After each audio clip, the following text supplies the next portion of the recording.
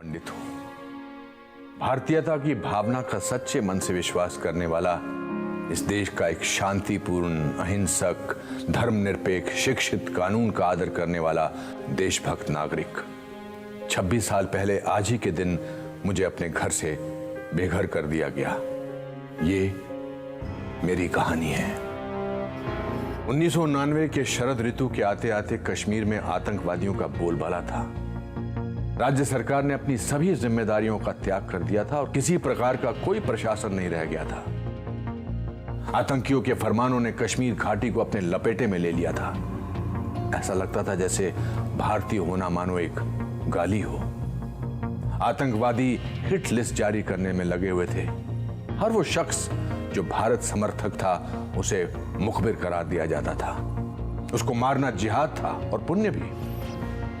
प्रमुख कश्मीरी पंडितों को पहले से निशाना बनाकर मारा जा रहा था। सामाजिक कार्यकर्ता टीकालाल टप्लू को सरेआम दिन दहाड़े श्रीनगर में मारा गया। नीलकंठ गंजू को करणनगर में मार दिया गया और उनका शव सड़क पर कई घंटों तक पड़ा रहा। वकील प्रेमनाथ भट्ट की बेरहमी से दक्षिण कश्मीर के अनंतनाग क्षेत्र में हत्या की गई। अनगिनत अज्ञात पंडितों की निर्मम हत्याएं की गई। संदेश स्पष्ट था। 4 जनवरी 1990 को आफताब समाचार पत्र में हिजबुल मुजाहिदीन ने प्रेस विज्ञप्ति प्रकाशित करके सभी हिंदुओं से घाटी छोड़ने के लिए कहा। एक अन्य समाचार पत्र अल-सफा में भी यही प्रेस विज्ञप्ति छपी। जल्द ही यही नोटिस कश्मीरी पंडितों के घरों के दरवाजे पर चिपका दिए गए। 19 जनवरी 1990 की उस दुर्भाग्यपूर्ण रात में कश्मीर को ऐसा ग्रहण लगा मानो अंधेरे ने प्रकाश को अपने आगोश में निगल लिया हो। कश्मीर के हर कोने से, हर नुक्कड़ से, हर सड़क से, हर बाजार, हर गांव से ऐसी आवाज बुलंद हुई जो पंडितों के लिए मौत का संदेश था। हजारों लाखों का हजूम कश्मीर की सड़कों पर उतरकर जहरीले नारों में उद्वेष कर रहा था जो पहले कभी नहीं सुना था, ना देखा गया था। पूरे कश्मीर में मस्जिदों से घोषणा की जा रही थी कि कश्मीर पाकिस्तान बनेगा। मुजाहिदीनों की प्रशंसा में चारों तरफ गुणगान किया जा रहा था और भीड़ में खुले तौर पर बंदूकें लहराई जा रही थी। जागो जागो सुबह हुई, रूस ने बाजी हारी है, हिंद पे लर्जा तारी है, अब कश्मीर की बारी है। बार बार ये गाना मस्जिदों से चलाया गया। अगर कश्मीर में रहना है अल्लाह अकबर कहना होगा। ए जालिमों, ए काफिरों, कश्मीर हमारा छोड़ दो। इन नारों का सिलसिला मानो थमने का नाम नहीं ले रहा था। एक बंद होता था तो दूसरा शुरू हो जाता था।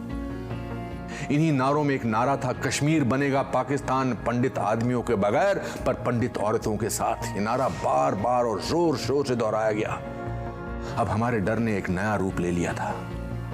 परिवारों ने महिलाओं को स्टोर रूम में छुपा दिया। ये कहने की जरूरत नहीं कि जब भीड़ हमला करे तो वो स्वयं को आग लगा ले।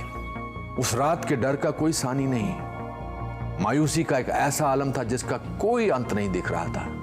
संदेश स्पष्ट और तीव्र था, रलिव गलिव या चलिव, या तो हमारे साथ मिल जाओ या मर जाओ या भाग जाओ। कोई ऐसा गांव, मोहल्ला, गली या जगह नहीं थी जहां इन नारों का शोर ना हो।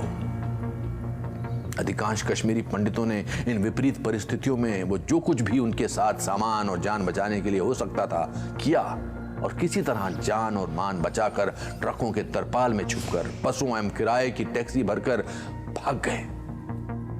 बड़े पैमाने पर पलायन शुरू हो गया। सरकार, बुद्धिजीवियों, निरपेक्षवादियों, देश के प्रति सद्भावना रखने वाले सबकी अंतरात्मा सोने चली गई थी। कोई भी इसके बारे में बोलने को तैयार नहीं था। 19 जनवरी 1990 के बाद के दिनों में कश्मीरी पंडितों का कत्लेआम शुरू हो गया और कश्मीरी पंडितों पर अत्याचार की इंतहा होने लगी थी। बांदीपुरा में शिक्षिका गिरिराज टिक्कू की गैंग रेप के बाद हत्या की गई। इस तरह की सैकड़ों खबरें आम हो रही